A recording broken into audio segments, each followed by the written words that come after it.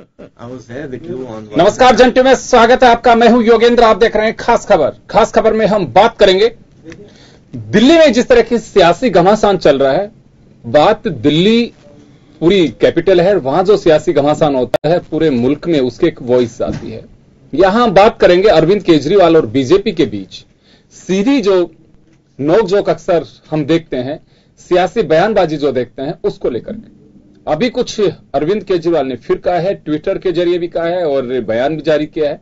उसमें कहा है कि सरकार लगातार उनके विकास योजनाओं पे अड़चन पैदा कर रही है।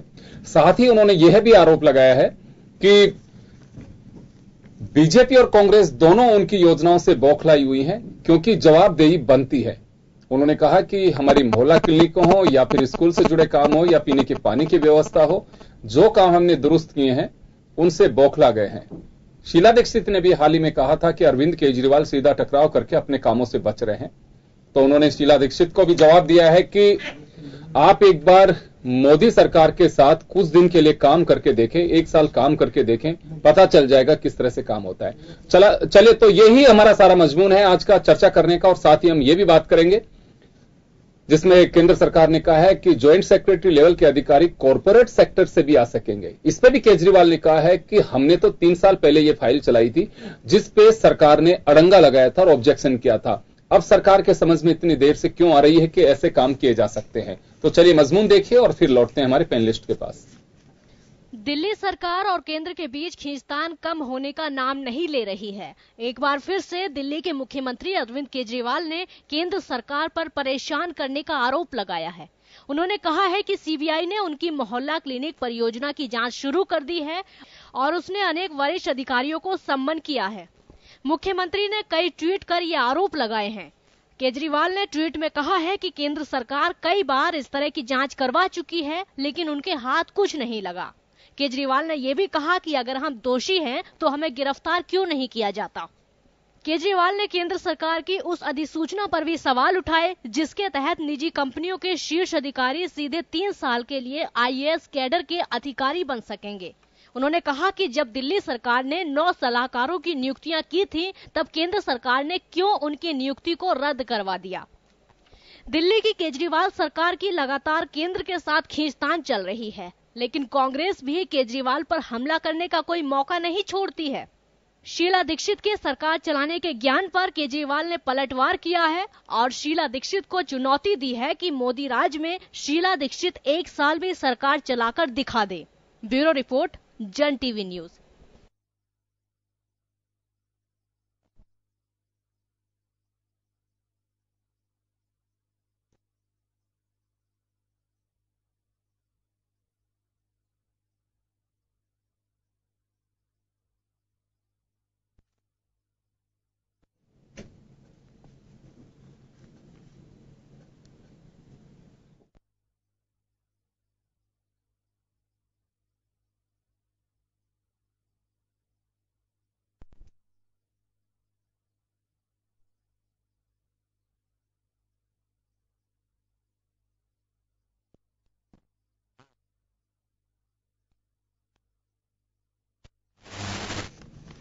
तो चलिए, मुद्दा आपने सुना, इसी को लेकर के हम चर्चा करेंगे। और हमारे साथ भारतीय प्रशासनिक सेवा के वरिष्ठ अधिकारी भाग्यरेश शर्मा साहब हमारे साथ हैं, भाजपा नेता डॉक्टर दीपक भाकर साहब हमारे साथ हैं, आरसी चौधरी जी कांग्रेस नेता हमारे साथ हैं, पूनम चंद जी भंडारी आम आदमी पार्टी नेता हमारे साथ जुड़ेंगे। सभी का स्वागत है।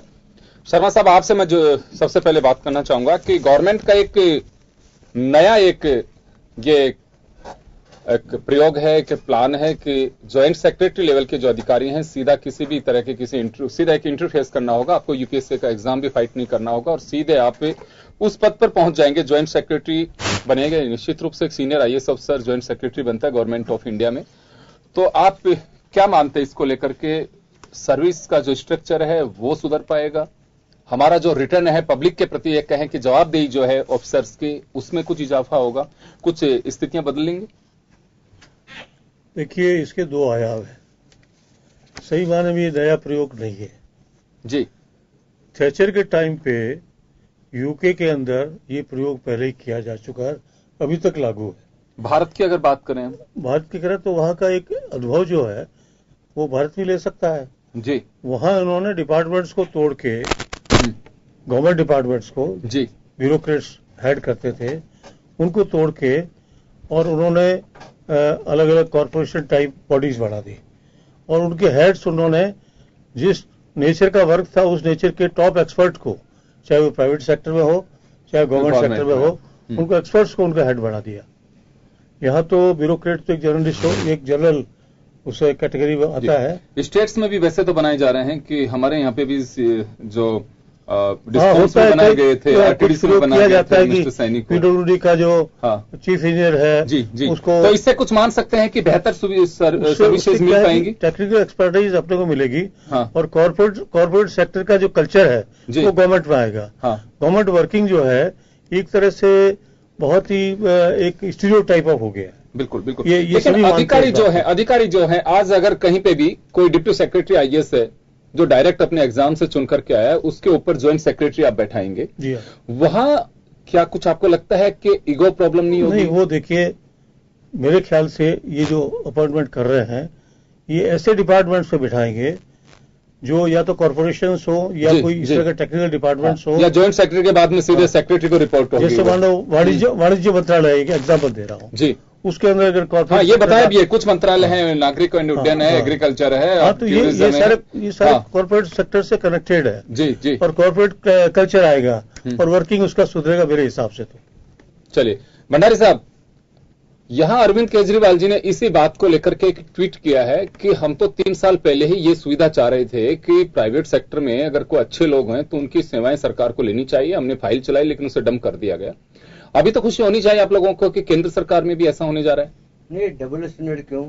हमने 3 साल पहले अपॉइंट किए थे आतिशी मरलाना को, राहुल चड्ढा वगैरह जो एक्सपर्ट थे इस मामले में, इस फील्ड में, एजुकेशन फील्ड में एक्सपर्ट थे और 3 साल में उसने काम करके दिखाया भी है। उनको एलजी ने 12 लोगों को हटा दिया जब 1 रुपए सैलरी पर थे वो, और जबरदस्त काम कर दिखाया। इस बात को सही मानते हैं कि हम एजुकेशन में, मेडिकल वगैरह में जबरदस्त काम हुआ है ये। तो हमको तो जब हम अच्छा काम करें इसको तो हटा दो, और आप चाहो तो फिर उसी काम को आप कर लेते हो, लेकिन नीयत साफ होना जरूरी है।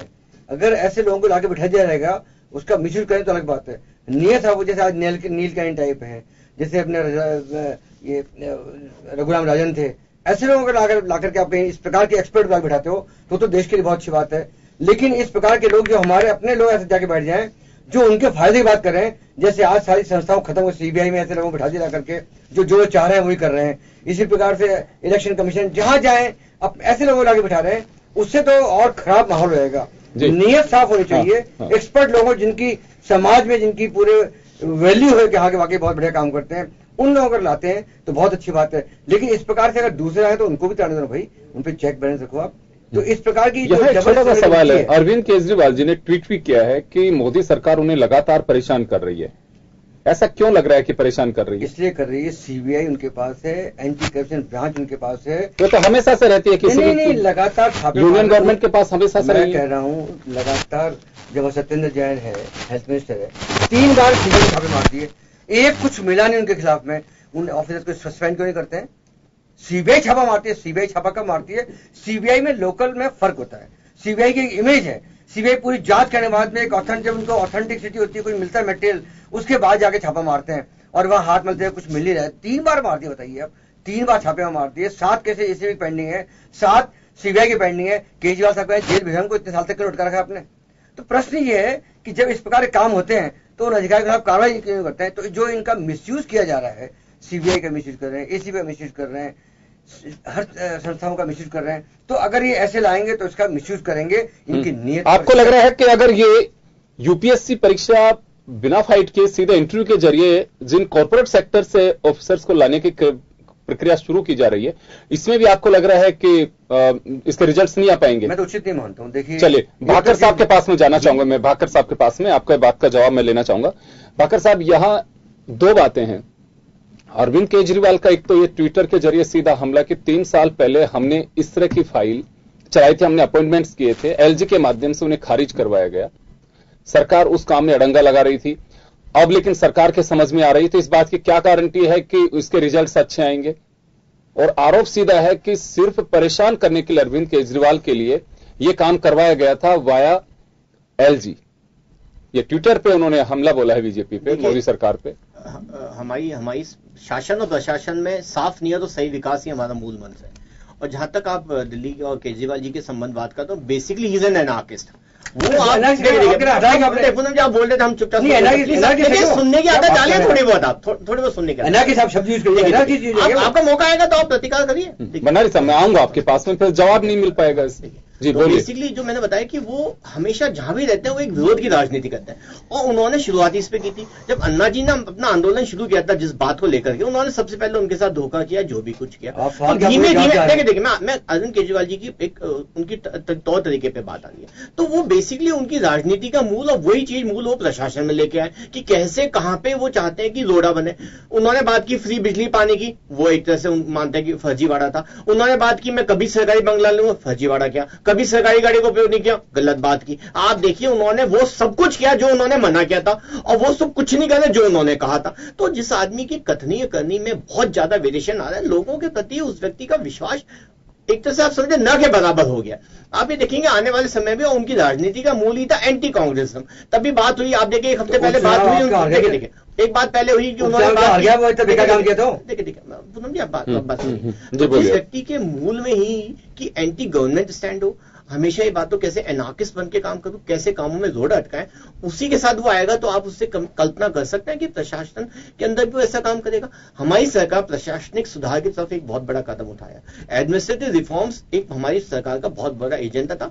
Administrative reforms, land reforms, judicial reforms, police reforms, उसी के हिस्से में एक एडमिनिस्ट्रेटिव रिफॉर्म्स था। उसके अंदर इस पर बहुत पहले से काम, ऐसा नहीं रात को काम सोचा और सुबह हमने लागू कर दिया, बहुत पहले से प्लानिंग चल रही है, उसके ऊपर एग्जीक्यूट किया। चलिए आपकी बात मानी, कहीं तो मानी, ऐसे हमारे क्या बता दिए। देखिए जब आपकी देखिए इन्होंने जिन लोगों को लगाया था, राघव चड्ढा 100% आम आदमी पार्टी का कार्यकर्ता था। उसमें क्या फर्क पड़ रहा है? देखिए बात की इम्पार्शियल लोगों की एक सेट रिफॉर्म्स होते हैं। देखिए आप किसी व्यक्ति को देखिए ज्वाइंट सेक्रेटरी, जैसे कि शर्मा साहब ज्यादा बेहतर संभाल पाएंगे, केंद्र सरकार के अंदर joint secretary is backbone of any department और मिनिस्ट्री। वो खराब था। देखिए बात वो तो गवर्नर आरबीआई गवर्नर की बात नहीं, हम इस पे रखें ज्यादा ज्वाइंट सेक्रेटरी लेवल पे बात चर्चा हो रही है। तो उस ज्वाइंट सेक्रेटरी जो एक बैकबोन माने जाते हैं किसी भी विभाग और मंत्रालय की, उनके ऊपर बहुत ज्यादा दारोमदार होता है किसी विभाग और मंत्रालय की योजनाओं को मूल रूप देने का और आगे लेकर के प्लानिंग एंड एग्जीक्यूशन लेवल पे। तो ऐसे स्तर पे अगर बहुत टाइम से ऐसी महसूस किया जाता और बहुत सालों से बात चल रही थी कि टेक्नोक्रेट्स को लाया जाए जो उस विभाग से संबंधित ज्यादा बेहतर समझते हैं, चाहे वो इंडस्ट्री हो, चाहे मेडिसिन का मामला हो, हेल्थ एंड सेक्टर का हो, चाहे बाकी जो डिपार्टमेंट जो सिलेक्टेड बताए गए। तो इसमें जिस लेटरल एंट्री मैकेनिज्म की जो बात हुई है, इसमें बहुत पहले से चर्चा चल रही थी। बट बात ये हो रही थी कि कौन व्यक्ति है जो ऐसा निर्णय ले सके, कोई सक्षम व्यक्ति हो जो ऐसे कठोर और ऐसे स्ट्रॉन्ग डिसीजंस ले सके। तो बहुत टाइम बाद केंद्र में ऐसी सरकार आई है जो एक बड़े निर्णय लेने में मादा रखती है। मैं चलिए वापस आपके पास आपके पास में आऊंगा कि देखिए वैसे पुलिस, जमीन, कानून व्यवस्था ये दिल्ली में गवर्नमेंट ऑफ इंडिया का पार्ट है। दिल्ली एक ऐसा राज्य है, केंद्र शासित प्रदेश के साथ साथ उसे ना पूर्ण राज्य का दर्जा दिया गया लेकिन राज्य का दर्जा दे दिया गया। तो यानी कि अर्ध एक यूनियन गवर्नमेंट भी है, तो वहां पे कानून व्यवस्था केंद्रीय गृह मंत्रालय का काम है, जमीनों का काम गृह मंत्रालय का काम है। कुछ ऐसी चीजें हैं कि जो आपको करनी नहीं है। दूसरा, आपको एलजी की हर अधिसूचना पे आपको उनसे परमिशन लेनी होगी।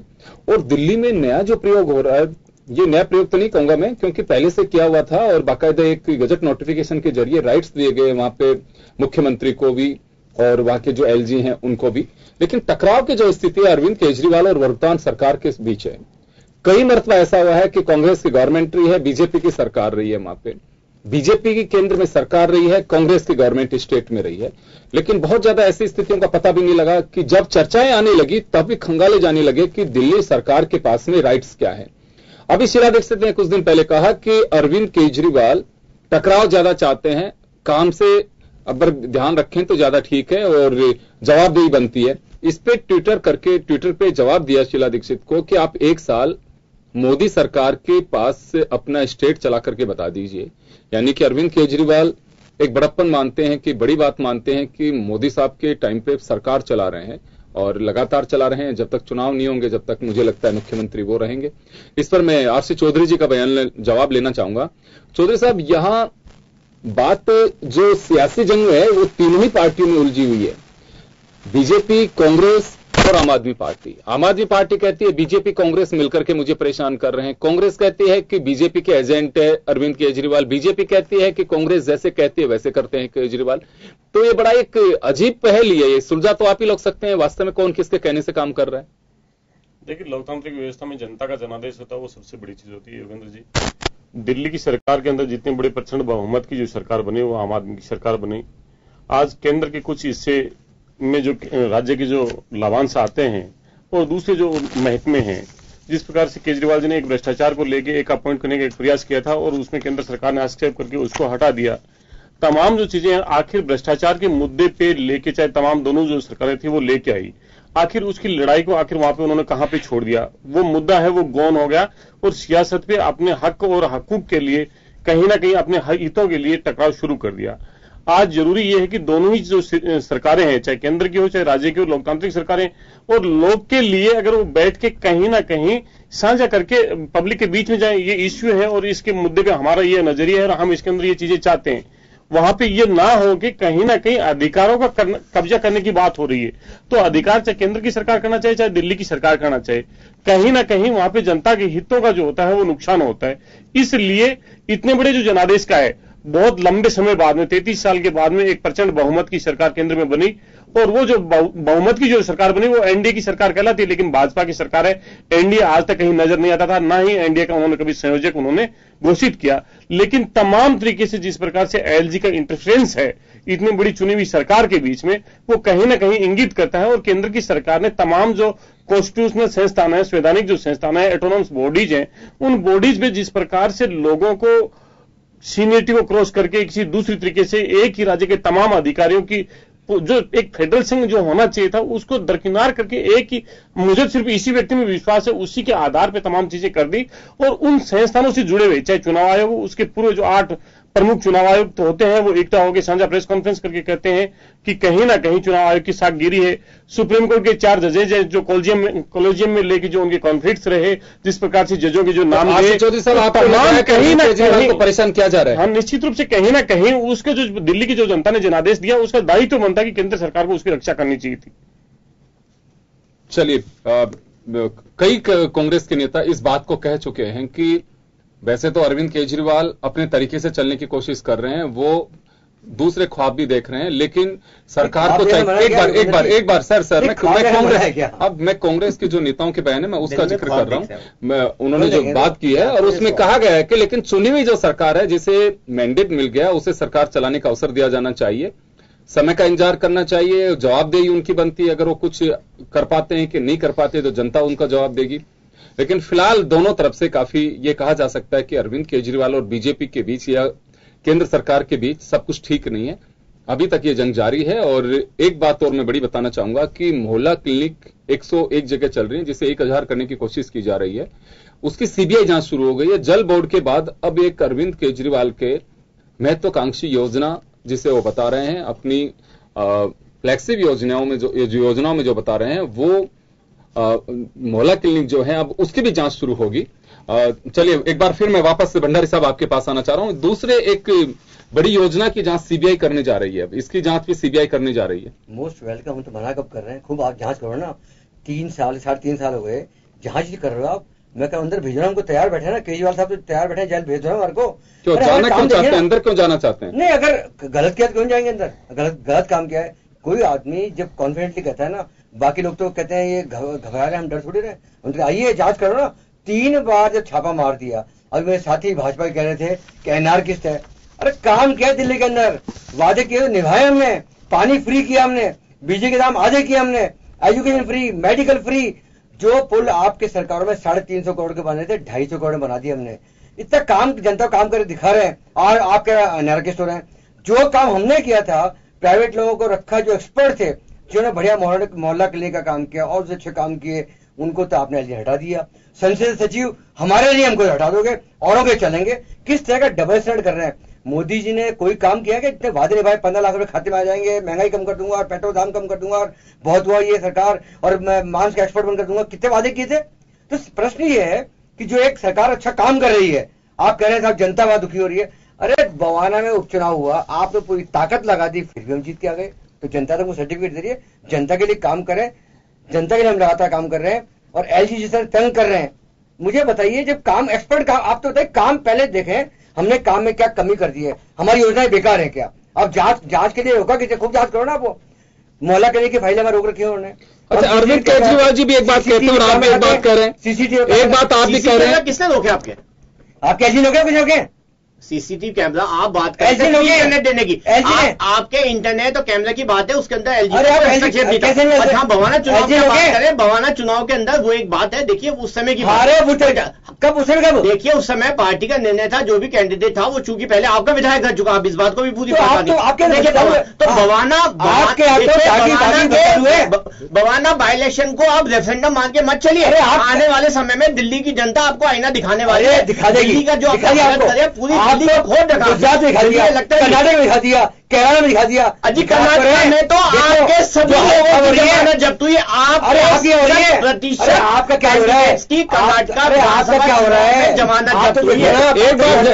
एक बात सुनना चाह रहा हूँ भंडारी साहब, एक मेरा छोटा सा सवाल है, छोटा सा सवाल है, बात ही मत करिए, आपके क्या हो रहा है? नहीं पंजाब में क्या सुन तो लो, आप सुनने पंजाब में भंडारी आप जानिए, पंजाब में तो आपका पता ही नहीं चलता। दिल्ली में 3 है आपकी, दिल्ली में 3 सीटें आपकी, सर 3 सीटें लोकसभा आपकी कितनी है? आप क्या कह रहे हो? आप बताइए लोकसभा सीटें कितनी है आपके पास? मालूम पड़ जाएगा अभी तो आप यही नहीं वाले कांग्रेस नहीं जाए, आपने क्या किया? कहते हैं हम तो आपने क्या कहा? बहाना में हमारा आदमी टूट के आवाज आ गया। अरे आप भी ऐसे भर्ती करते हो घटिया लोगों की, जो उनको हम निकालते हैं उनको आप भर्ती आदमी है जो आपकी पार्टी चला गया।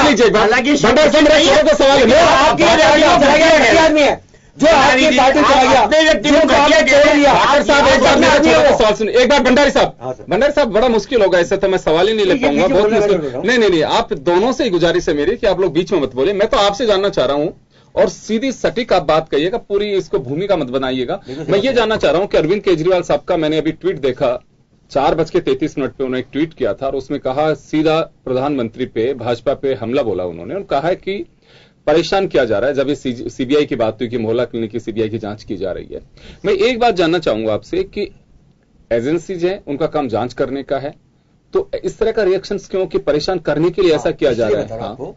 हमको वहां काम करते हुए करीबन 3.5 साल होने वाले हैं जी, हमने लगातार काम किए हैं। जब सत्येंद्र जैन के बाद 3 बार छापा मार दिया, अब तक चार्जशीट क्यों नहीं फाइल, अब तक अरेस्ट क्यों नहीं किया, मुझे आप बता दो। इस टाइम गए और 7 तो मामले अभी एससी में पेंडिंग है, 7 सीबीआई में पेंडिंग है हमारे मामले।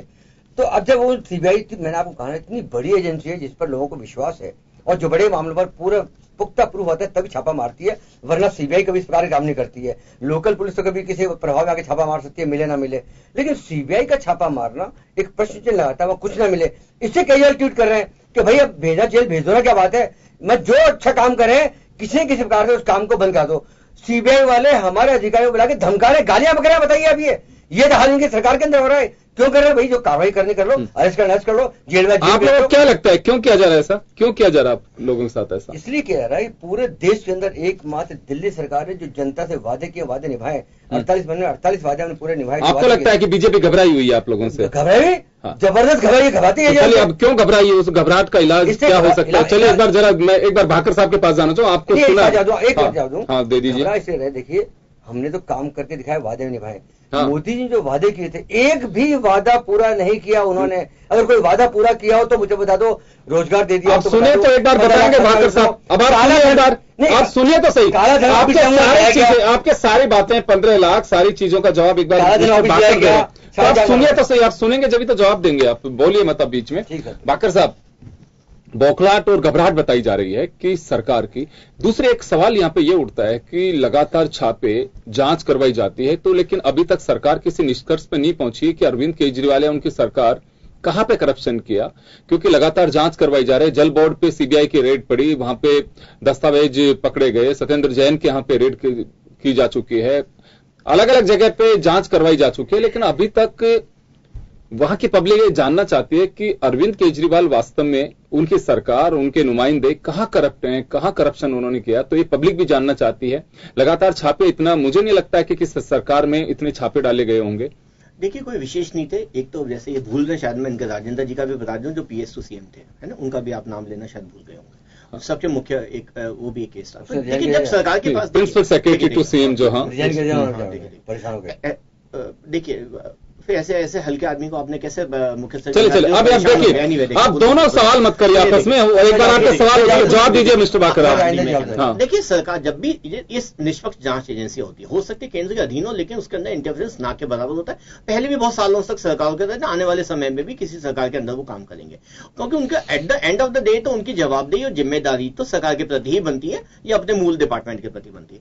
जहां तक सवाल है, जब भी सरकार के एजेंसीज के पास कोई इंक्रीमेंटिंग एविडेंस और कोई डॉक्यूमेंट्री एविडेंस आता है, कोई ऐसे विटनेसेस आते हैं जो ये कहते हैं कि ऐसा हुआ है, तब जाकर के सरकार या वो एजेंसी उसके अंदर देखती है कि प्राइमा फेसी क्या कॉग्निजेबल ऑफेंस बन रहा है कि नहीं बन रहा है। जब उन्हें सफिशिएंट मटेरियल एविडेंस उनके पास आ जाता है या उनको लगता है कि हाँ इसके अंदर कार्रवाई की जा सकती है, तब वो आगे बढ़ते हैं, क्योंकि देखिए अपनी मजाक कोई नहीं बनाना चाहता। जब उन्होंने किया, उसी के बाद वो देखते हैं कि वहां पे छापे डाले जाते हैं और देखते हैं उसके बाद कि क्या उनके पास कुछ आया या नहीं आया, उसके हिसाब से चार्जशीट फाइल की जाती है या आगे बढ़ा जाता है। नहीं आता है तो केस को क्लोज कर दिया जाता है। एक बात कहना चाहूंगा, देखिए चार्जशीट तक तो आप पहुंचे नहीं अभी तक। मैं वही तो बोल रहा हूं, फाइल नहीं हो पाई ना, सफिशिएंट मटेरियल एविडेंस नहीं मिलता है तो नहीं किया जाता। अगर आप ये बताइए, इन्हीं के विधायक आरोप लगाते हैं, इन्हीं के जो पुराने सचिव आरोप लगाते हैं, कुमार विश्वास आरोप लगाते हैं, तो क्या उनको गंभीरता से लेना चाहिए कि नहीं लेना चाहिए? इसलिए लेना चाहते हैं। क्या लगता है कि गंभीरता से लेना चाहिए उनको? देखिए मैं क्या उनकी नहीं आप ये बताइए मुझे, एक चीज बताइए, चाहे वो आम आदमी हो, अगर कोई आम आदमी पार्टी का कार्यकर्ता चाहिए, उसको जांच करानी चाहिए। आम आदमी हो, चाहे कोई खास आदमी हो, चाहे कोई आम आदमी पार्टी का कार्यकर्ता है, आरोप अपनी सरकार के खिलाफ लेता है तो उसे संज्ञान लिया जाता है, उसकी जांच की जानी चाहिए। चलिए आप दोनों से अलग पार्टी से आरसी चौधरी इस वक्त हमारे साथ में बैठे, मैं उनसे जवाब लूंगा, लेकिन यहाँ एक छोटे से ब्रेक के लिए कांग्रेस की छोटे से ब्रेक के लिए रुकेंगे, ब्रेक के लिए अपना में बहुत बड़ी बात है, एक ब्रेक के लिए।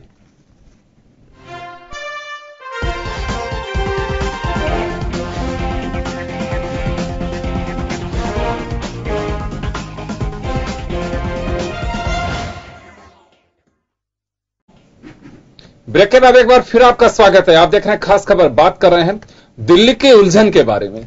उलझन सियासी उलझन है ये, बीजेपी और अरविंद केजरीवाल के बीच, या कहें कि कांग्रेस के साथ एक बड़ी उलझन है वहां पे। अरविंद केजरीवाल कहते हैं कि सरकार परेशान कर रही है, शीला दीक्षित कह रही हैं कि अरविंद केजरीवाल बेवजह टकरा रहे हैं, और अरविंद केजरीवाल पे केंद्र सरकार आरोप लगा रही है, बीजेपी के नेता आरोप लगा रहे हैं कि वो काम नहीं कर पा रहे हैं, इस वजह से अनर्गल आरोप लगा रहे हैं। चलिए आरसी चौधरी जी हमारे साथ हैं इस वक्त। आरसी, आप इस वक्त वहां पार्टी जरूर हैं आप लोग इस पूरी सियासी लड़ाई में, लेकिन यहां मैं एक बात जानना चाहूंगा, ये भंडारी साहब कह रहे हैं कि बेवजह परेशान किया जा रहा है, उनके हर काम में अड़ंगे लगाए जा रहे हैं। दूसरी तरफ अभी आपने सुना भाकर साहब को, भाकर साहब का साफ कहना है कि अगर कोई व्यक्ति किसी पे आरोप लगाता है तो उसका कॉग्निजेंस लेना पड़ेगा, जांच की जानी चाहिए। ऐसा सिर्फ दिल्ली में हो रहा है कि सभी राज्यों में ऐसा हो रहा है? खास जैसा भाकर साहब कह रहे हैं वैसा होता, और भाकर साहब कहें और राज्यों में न जाए, दिल्ली में रहते हैं, दिल्ली में पीएमओ रहता है और दिल्ली में ही तमाम इनकी पार्टी का अध्यक्ष रहते हैं। इन्हीं की जो सांसद है कीर्ति आजाद, उन्होंने अरुण जेटली जी भी आरोप लगाए थे डीडीसीए में भ्रष्टाचार को लेके। इन्हें एक बार भी याद नहीं आई कि जब भ्रष्टाचार को आरोप लगाए हैं और उनके खुद पे लगाए हैं तो खुद की ग्रीवा में झांकने का प्रयास करते, लेकिन इनके लिए एक टूल की तरह हो गई है। जहां पे भी कहीं, जैसे गुजरात के अंदर राज्यसभा के चुनाव हुए, जहां पे कांग्रेस के विधायक रुके, वहां पे जिस रिसोर्ट में रुके उसके मालिक पे छापा मार दिया जाता है। हिमाचल के मुख्यमंत्री की बेटी की शादी हो रही, उस शादी के दौरान छापा मार दिया जाता है, या कहीं तीसरी के तमाम जो चीजें हैं, एक ही मंत्री के ऊपर 3 बार छापे मार दिए जाते हैं। आखिर 2 बार असफलता मिलने के बाद में क्या सरकार को माफी नहीं मांगनी चाहिए कि उनकी गरिमा को, साख को ठेस पहुंचाने की कोशिश की? अगर वो इतने ही नीट एंड क्लीन है, वो भ्रष्टाचार से लड़ने की बात करते हैं, तो लोकायुक्त को लेकर आज तक क्यों नहीं उन्होंने, अपोजिशन का जो लीडर है वो अपने कॉन्स्टिट्यूशनल पावर को लेकर करते भ्रष्टाचार की लड़ाई में, लेकिन कहीं ना कहीं वो जो दूसरे जो चुनौतियां बन रही है, जो भी राजनीतिक दल उन्हें कहीं ना कहीं चुनौती के रूप में दिखता है, तब उन्हें दूसरे हर्डल्स में डाल के उस मुद्दे से डाइवर्ट करने का एक प्रयास करते हैं। मैं सिर्फ इतना पूछना चाहता हूं भाकर साहब से, क्या कीर्ति आजाद जी की जो बात कही, आपकी जो सांसद थे उन्होंने जो प्रश्न उठाया अरुण जेटली जी पे, आपने सीबीआई को जांच एक बार भी क्यों रेफर नहीं की, क्यों नहीं दिया उनको, लेके क्यों नहीं गए? दूसरा, उन्होंने कहा हमारी कथनी और करने में फर्क नहीं है। कथनी और करने में अगर किसी भारतीय जनता पार्टी की फर्क नहीं है तो इस देश के लोकतांत्रिक इतिहास में शायद किसी में फर्क हो ही नहीं सकता। तमाम जो वादे 2014 से पहले जो गढ़े गए थे, उनको खुले मन से इनके पार्टी के अध्यक्ष ने कह दिया कि ये तो राजनीति के लिए जुमले गढ़े जाते हैं, और ये तो जुमले थे जो जनता के बीच में कहे। जनता नाराज होगी। जो आप सदन के अंदर कहते हो उनसे अलग हो जाते हो, लाल किले की प्राचीर से झूठ बोल जाते हो, लाल किले की प्राचीर से गलत आंकड़े पेश कर जाते हो, जहां पे देश के अंदर देश को संबोधित करते हो, देश का एक सिंबल है वहां से आप कर देते हो। तमाम सब चीजें होने के बावजूद भी नहीं हो पाते। दूसरा उन्होंने कहा ये लाभांश के पद के लिए आपके यहाँ पे ये जो समित पात्रा जी हैं वो कहां से ओएनजीसी के एक्सपर्ट आ गए, उन्हें आप पेट्रोलियम कंपनी का उनको डायरेक्ट जो बना के और बहुत बड़ा वेतन दे रहे हैं। आखिर अपने लोगों को लाभांश करने का एक पिछले दरवाजे से जो कुसंगत एक प्रयास है।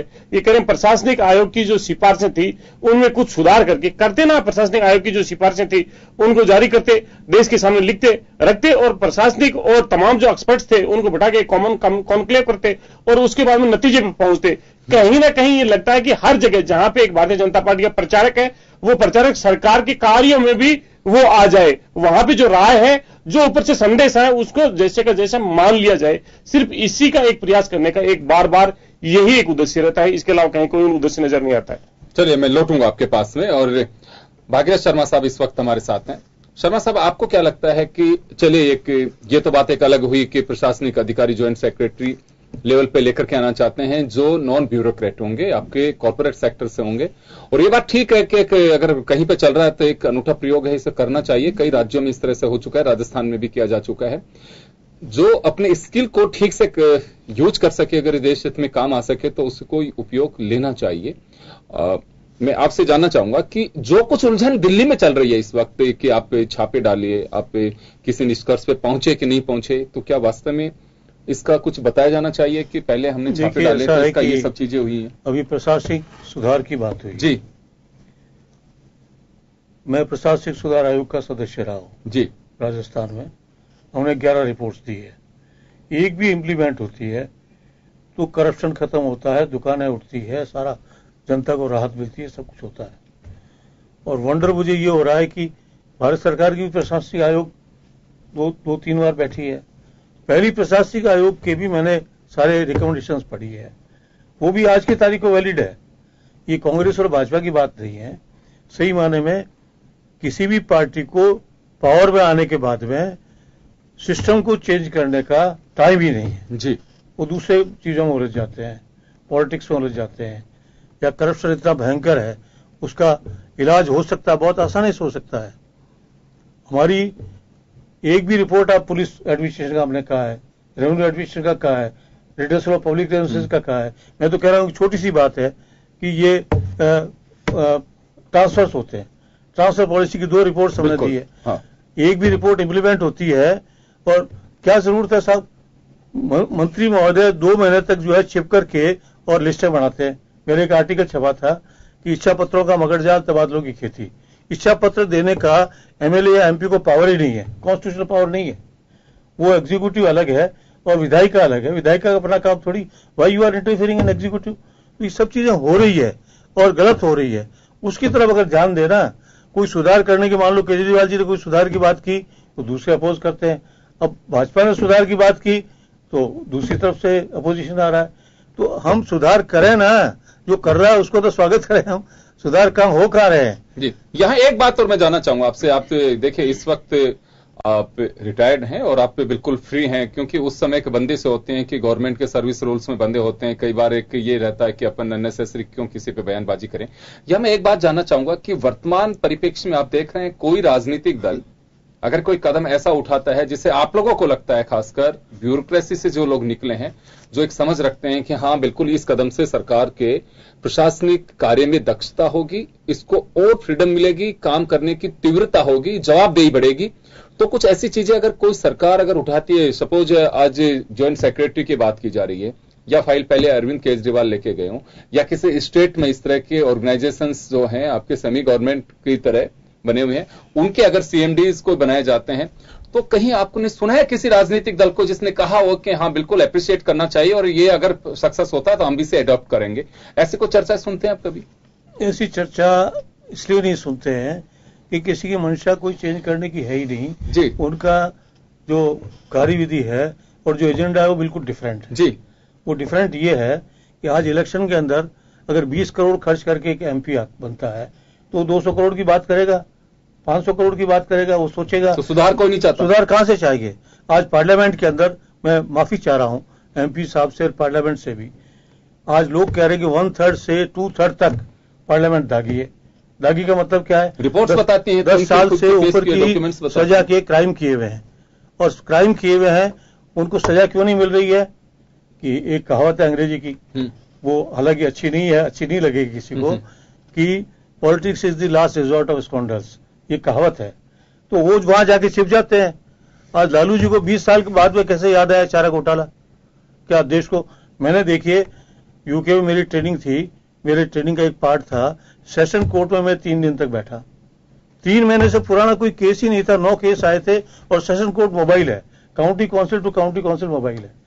पहले दिन और पुलिस में वहां बयान दिए फाइनल है, कोर्ट बयान नहीं लेता है, सीधी फाइल आती है, कोर्ट चार्जेस सुनाता है, दूसरे दिन बहस सुनता है, 23 दिन फैसला देता है। और 3 महीने से पुराना कोई क्रिमिनल केस नहीं था। तो 3 महीने में अगर सजा हो जाए तो कोई क्राइम करने की हिम्मत करेगा क्या? वहां देवता थोड़ी बसते हैं। लेकिन यहां तो पनिशमेंट है ही नहीं, वहां पनिशमेंट एंड रिवार्ड बहुत क्विक एंड बहुत सीवियर है पनिशमेंट।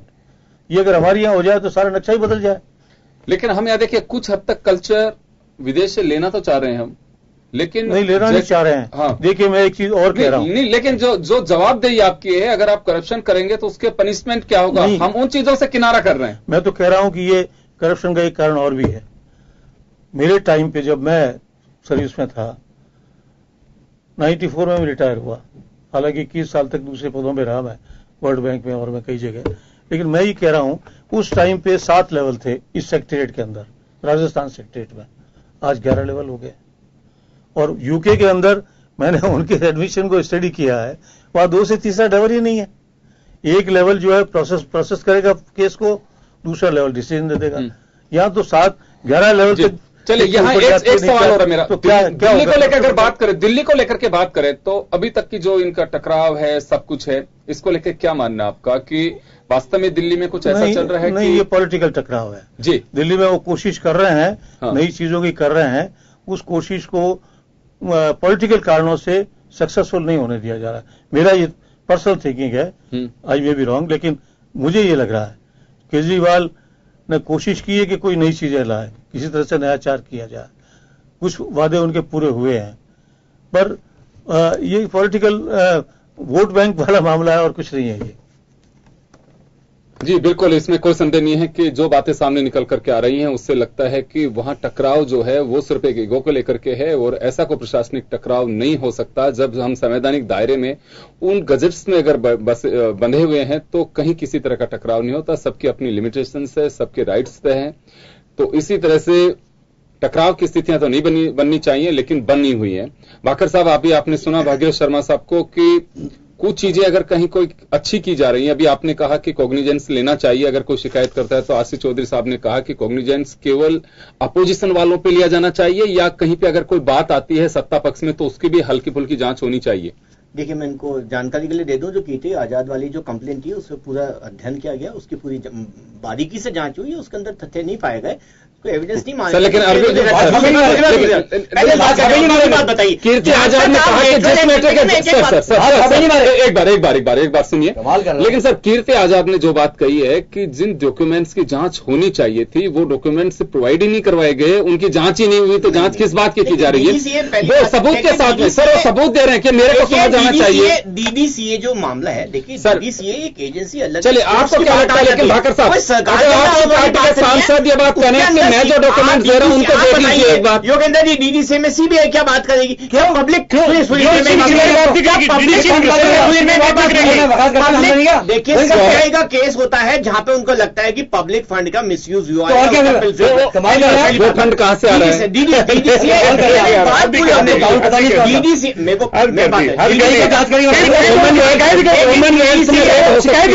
कॉमनवेल्थ में सरकार जो भी देखिए, मैं इसका मतलब शिकायत करती, फिर आपकी जांच करनी थी। देख भाकर साहब, बिल्कुल आपको सुनना चाह रहे हैं। एक सवाल भाकर साहब बोलिए पहले। आशीष चौधरी जी का सवाल है, आशीष चौधरी साहब मैं जवाब दूंगा, आप सवाल पूछ लीजिए। बोलिए सवाल पूछे अपना। भाकर साहब, मैं तो ये कह रहा हूँ कि आप ये कंफ्यूज उठा ले। एक तो कह रहे हो कि आप वहां पे पब्लिक का पैसा ही नहीं था तो इसलिए जांच होनी नहीं चाहिए, दूसरी तरफ आप ये कह रहे हो जांच हो गई थी उस पर कोई इश्यूज नहीं पाए गए थे।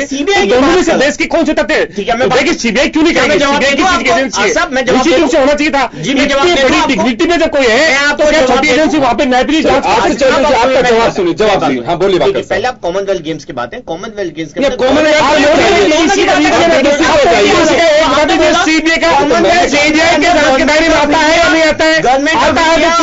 New Delhi was a partner and was a part of the commonwealth games preparation committee. पहली बात, DGCA was an independent organisation, it's not a part of the government, लेकिन उसके बावजूद भी जांच की गई है। जब कोई मटीरियल एविडेंस नहीं मिला, कोई सब्सटेंस नहीं मिला, तो उस जांच को वहीं पे बंद कर दिया गया था, क्योंकि कोई एविडेंस नहीं मिला था। जिस चीज के अंदर एविडेंस नहीं, उसको बेवजह टाइम जाया किया जाए कोर्ट का, पुलिस का, तो मुझे लगता है वो अनजस्टिफाइड होती। जहां तक आप लेटरल एंट्री की बात करें, मैं आपको यही बताना चाहता हूं कि जब देश की तरक्की की बात हुई तो व्यवस्था परिवर्तन और व्यवस्था में बदलाव हम एक बात को लेकर गए थे, तो उसी कड़ी में हम आगे काम कर रहे थे। और जिससे कि भागीरथ जी ने कहा था, एआरसी जो एडमिनिस्ट्रेटिव रिफॉर्म्स कमीशन है, उसके जो रिकमेंडेशंस के, उसी के तहत में ये बात हो गई थी, क्यों ना टेक्नोक्रेट्स को भी गवर्नमेंट का हिस्सा बनाया गया और ये काम किया गया। और जैसे पूनम जी बाबा कह रहे हैं, तो देखिए उसमें ऐसा कुछ नहीं है, उसकी गाइडलाइंस है, उसके अंदर पूरे उसके कंसेप्ट है, उसको पहले पढ़िए। ऐसा कुछ नहीं है कि भाजपा, आपने बोल रहे प्रचारक, देखिए प्रचारक हमारे लोगों के बड़े व्यक्ति होते हैं जिन्होंने अपना सर्वस्व इस देश के उत्थान के लिए अगर उन्होंने न्यौछावर कर दिया, उन लोगों को जीएस बनने की आवश्यकता नहीं है। क्या बात कर रहे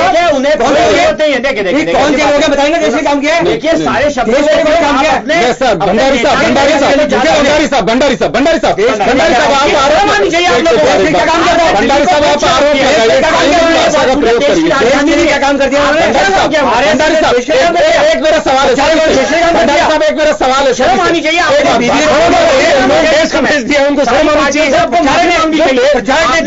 ऐसे व्यक्ति के पास सैनिक मर रहे हैं, जिन्होंने सैनिक मर रहे हैं जीवन को, शर्म आनी चाहिए। बोलिए एक बार मेरा सुनिए, एक बार मैं एक निवेदन सभी से करना चाहूंगा कि आप पैनलिस्ट है, बहुत ही सभ्य और इंटेलिजेंट पैनलिस्ट है हमारे, किसी के लिए भी हम एक मर्यादित भाषा का प्रयोग करें। भंडारी साहब आप बिल्कुल आरोप लगाइए, किसी पे भी आरोप लगाइए, लेकिन एक मर्यादित भाषा का प्रयोग करिए।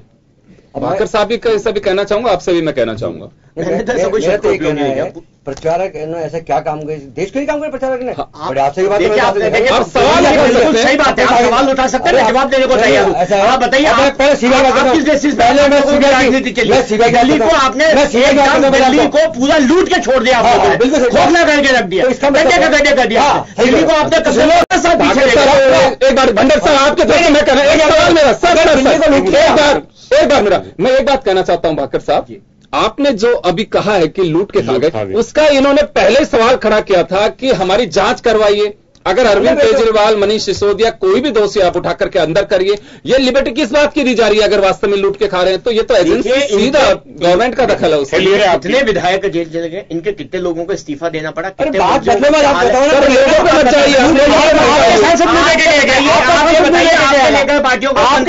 प्रधानमंत्री ने आरोप लगाया कि वो सुनते नहीं, आपके सांसद ने आरोप लगाया कि जब मैंने किसानों के मुद्दे उठाए प्रधानमंत्री आप जब किसानों के लिए किसानों के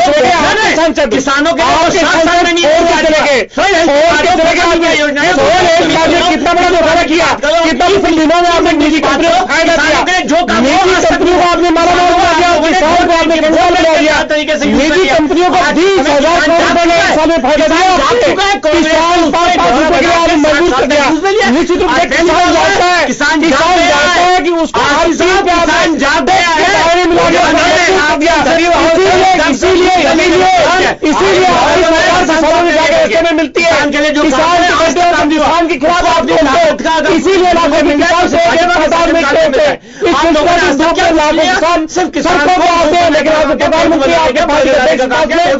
नहीं होता किसान के साथ सुनने के लिए। आरसी चौधरी जी, मैं एक बात कहना चाहूंगा आपसे। भाकर साहब यहाँ देखिए, टू द पॉइंट में एक छोटा सा सवाल है मेरा। कहीं भी किसी भी चीज के लिए देखिए, कॉमनवेल्थ की बात हुई, कॉमनवेल्थ गेम्स की जांच यूपीए 2 के वक्त हुई, जब करप्शन भी उसी वक्त और जांच भी उसी सरकार ने करवाई, और जो मिस्टर कलमाड़ी कांग्रेस के बहुत बड़े दिग्गज नेता थे, उनको जेल भी जाना पड़ा उसी गवर्नमेंट। मोदी साहब ने नहीं किया था, ये पहले जा चुका था, जिसका आप लोगों को बेनिफिट मिला, इसमें कोई डाउट नहीं है। यहां एक बात यह है कि चाहे आरसी चौधरी हो, चाहे कांग्रेस के दूसरे नेता हो, चाहे मिस्टर भंडारी हो, यहां पे आपने एक बात कही है कि दिल्ली को लूट खाए, तो लेकिन अभी तक कोई ऐसे फैक्ट्स पे नहीं पहुंच पाई है सीबीआई कि जिसके आधार पे कहा जा सके कि अरविंद केजरीवाल या मनीष सिसोदिया या दूसरे पार्टी के जो इनके नेता हैं, जिनकी मुश्किलें बढ़ सके हैं, कि जिनको वास्तव में अगर करप्शन किया तो गिरफ्तार किया जा सके। ये खुली चुनौती दे रहे हैं सरकार को, मैं उस पर जानना चाहता हूं। भंडारी साहब आप सुनिए, क्योंकि आपके सवाल का जवाब ये भाकर साहब देंगे अभी। ये मोहलक लेने के बाद मोहलक लेने की नीयत की बात नहीं थी। एक अच्छी सोच थी, उसका स्वागत किया गया, हर जगह से स्वागत किया। लेकिन तकलीफ कहां हो जाती जब मोहल्ला क्लिनिक के नाम पर लोगों को इन्होंने जबरदस्ती का उनको जॉब क्रिएशन किया गया। आप बताइए सत्येंद्र जैन के परिवार से भी ऐसा किया गया? हालांकि व्यक्तिगत मामला, देखिए व्यक्तिगत मामला है, बाद में हटाएगा। देखिए आपका जवाब दे देना, एक बार भाकर साहब को बोलने नहीं दीजिए। उनकी बेटी के साथ जो है परिवार, देखिए पारिवारिक मामला है, मामले में ज्यादा बोलना उचित नहीं रहता, लेकिन फिर भी चूंकि पब्लिक डोमेन में बात आ गई, बताइए। बाद में उनको उसको रीटेक करना पड़ा। मोहल्ला क्लिनिक के अंदर जितना भ्रष्टाचार हुआ, आप भी गए, मैं खुद दिल्ली में मोहल्ला क्लिनिक को देखा है। सोच ठीक हो सकती है, लेकिन उसके क्रियान्वयन में जितना करप्शन हुआ उसका किस तरह का करप्शन हुआ है बताइए। उसके अंदर जो लोगों का एम्प्लॉयमेंट हुआ, जो इंस्ट्रूमेंट्स आए, जो मशीन्स आई और जो क्लिनिक बनाया उन्होंने, आई थिंक वो प्री फैब्रिकेटेड यूनिट्स को बनाए, तो उसके अंदर जो कॉस्ट उनके अंदर जो लगाई गई है वो कम से कम 4 से 5 गुना ज्यादा जितनी आनी चाहिए जो उसकी बनी है और जिस जगह पे लगाई गई है। चलिए जगह तो सरकार की है बना, हालांकि जिस बार बार जिस बात का जिक्र होता है कि दिल्ली के अंदर देखिए लैंड एंड पुलिस, सिर्फ 2 चीजें हैं जो इस समय दिल्ली सरकार के पास नहीं है। लैंड एंड पुलिस के अलावा सबका सारे के सारे विभाग, एक सरकार के पास और भी विभाग होता है, except for land and police सारे के सारे विभाग आज की तारीख में दिल्ली सरकार के पास है। तो जिस मोहल्ला क्लिनिक की बात कर रहे हैं, दिल्ली जल बोर्ड की जो बात कर रहे हैं, बाकी जो बिजली पानी की जो बात कर रहे हैं, इंडस्ट्रीज के अंदर बात कर रहे हैं, उसके अंदर घोर भ्रष्टाचार हुआ।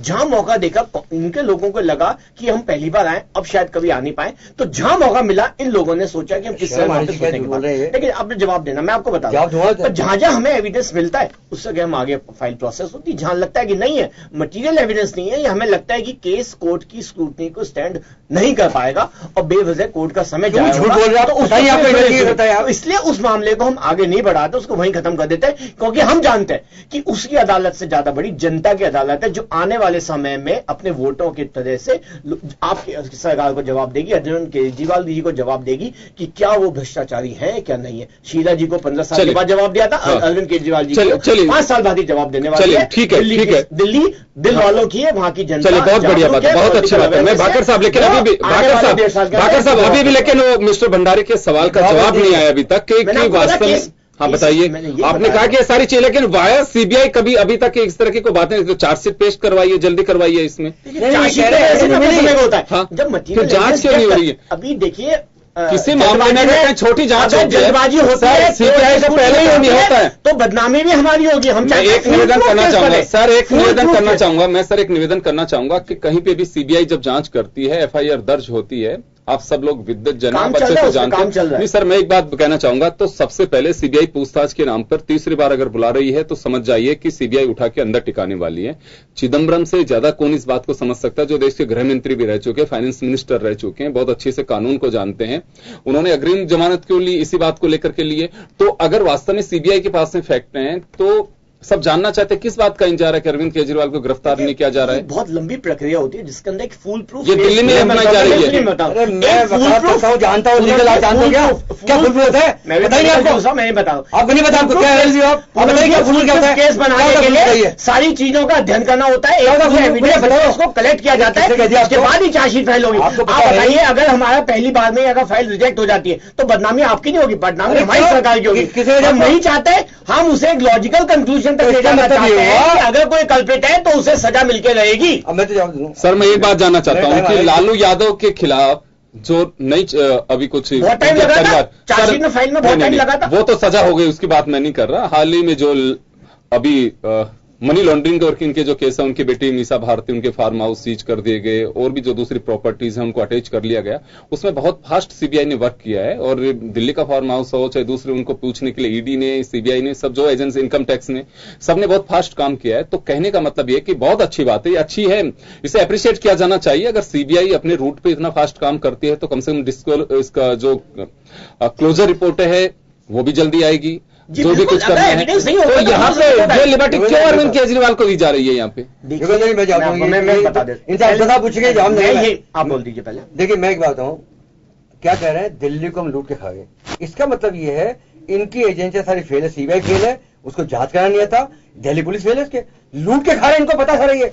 हम मोहल्ला के लिए खा गए, हम औरंगाबाद में खा गए, और दिल्ली पुलिस और सीबीआई मतलब नाकारा है बिल्कुल। तो बदलो भाई अधिकारियों को, या अधिकारी कार्रवाई लो। और दूसरी बात जो आप एक बात कह रहे हो, ये फुल प्रूफ ऐसा है, कानून ये नहीं है। कानून क्या है, अगर आपके पास कोई आता है मैटर कि हाँ अपराध किया गया है, उसकी जांच कीजिए, प्राइमा फेसाई मालूम पड़ता है अपराध क्या है तो जांच करो, एविडेंस आती है, देन फाइल चार्जशीट। ये मैं भी तो ये भाषा मैं भी यही बात मैं आपको यही बात बात की आप इसका मतलब आपने कोई नहीं का मतलब इसके अंदर इसका यही आप लोगों को परेशानी है। इसका मतलब ये हुआ आपके एजेंसियां बेकार है, नाकारा एजेंसियां, कुछ काम का जानती नहीं है, हमारी नहीं है। सुंदर गलत है, मैं आपको बोलूंगा, आप योगेंद्र जी आप मुझे कहता बोले दो, बोलिए। इसका मतलब ये हुआ कि मोदी जी का लॉ एंड ऑर्डर पे कहीं कोई कंट्रोल नहीं है, कोई एजेंसी काम की नहीं है, नाकर ऑफिसर थे जो दिल्ली लूट रहे पता नहीं कर पा रहे। दिल्ली के लेकिन आप दो बातें नहीं कर सकते भंडारी साहब। आपने तो कहा कि उनको टूल बना करके हमारे खिलाफ यूज कर रहे हैं, और फिर आप ये कैसे कह सकते हैं कि उनका उस पर कोई कंट्रोल नहीं है? ये ऐसे नहीं नाकारा, ये कह रहे नाकारा है भाई, ये कह रहे हैं, मैं कह रहा हूँ ये कह रहे हैं। चलिए मेरा आखिरी सवाल समय कम है, मैं शर्मा साहब की बात चाहूंगा। सुन लो आप पहले ये किसको सुन लीजिए, क्लीन चिट दे रहे नहीं दे रहे, कौन बोलूँ। देखा जाए पूरे देश के अंदर एक दिल्ली ऐसा है जहां सीबीआई लगातार छापे मार रही है, और पूरे देश के सारी मतलब जो जितनी स्टेट है सारे सीएम बढ़िया है। राजस्थान की जो सबसे भ्रष्ट मुख्यमंत्री है, या आज तक कोई छापा नहीं देखे बिना एविडेंस के जी, आप भी जानते हैं बेवजह आपके पार्टी के अध्यक्ष ने हाईकोर्ट में माफी मांगी है, आपके पार्टी के अध्यक्ष ने हाईकोर्ट में माफी मांगी है, सुप्रीम कोर्ट ने राजीनामा दिया है कि यहाँ पे आप लोग खत्म हो जाए, भ्रष्ट तो कोई है ही नहीं। चलिए मेरा आखिरी सवाल है, मेरा आखिरी सवाल भागीरथ शर्मा, आप बताइए राजस्थान के अंदर आने वाले समय में आपको सारी जमानत आप लोगों ने लोगों के सामने अध्यक्ष आप लोगों का बेनकाब हो गया, पार्टी का अध्यक्ष जान गई है, जनता जान गई है। प्लीज मैं रोकना चाह रहा हूँ शर्मा साहब, 30 सेकंड में आपसे रहना चाहूंगा। आपको क्या लग रहा है? प्लीज एक बार सुनिए तो सही, सुनिए आप।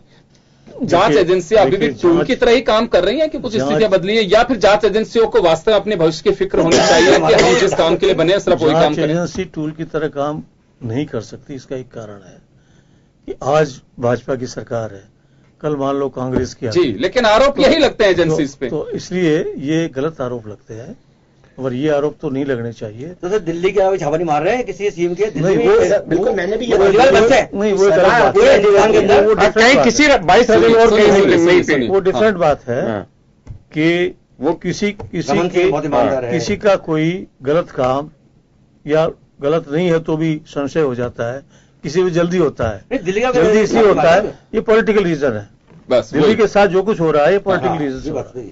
चल मैं माफी चाहूंगा। तो खास खबर में आपने सुना हमारे जो साथी हैं उनको, और दिल्ली की ये पॉलिटिकल लड़ाई कही जा सकती है। इसमें संवैधानिक दायरे में जो काम है वो उसी तरह से होते हैं, वैसे होते रहेंगे, लेकिन एक अलग सरकार, एक अलग प्रयोगशाला दिल्ली की है। आपको ध्यान होगा कि जब कभी इस तरह की चीजें आती हैं तभी हम और आप रूबरू हो पाते हैं कि वास्तव में दिल्ली की सरकार और उसके रूल्स, सर्विस रूल्स क्या हैं, मुख्यमंत्री के क्या राइट्स हैं, उन सब, एलजी का क्यों दखल है, तमाम चीजों को हम तभी पढ़ पाते हैं। खैर चले, लेकिन सब लोग रूबरू हो चुके हैं कि वास्तव में दिल्ली में सरकार के अधिकार क्या है, चुनी हुई सरकार को किस दौर से गुजरना पड़ता है, आप कहां दखल कर सकते हैं, तो एक प्रयोगशाला के रूप में बनकर के रह गई है। और यही वजह है कि बार बार अरविंद केजरीवाल और भाजपा सरकार के या एनडीए सरकार के बीच टकराव के हालात बनते हैं, और ये त्रिकोणीय संघर्ष न केवल चुनाव में दिखता है, चुनाव के बाद भी दिखाई दे रहा है। चले, बहुत बहुत शुक्रिया आप सभी का, और खास खबर में बस इतना ही। दीजिए इजाजत, नमस्कार।